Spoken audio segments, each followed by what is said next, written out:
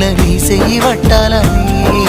నల్లని సీకట్లో ఒకదాన్నే కూసున్న దిక్కులేని పచ్చినయ్యి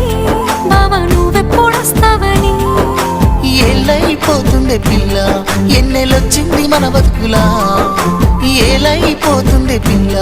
ఏలు వట్టంగా వస్తున్నాయా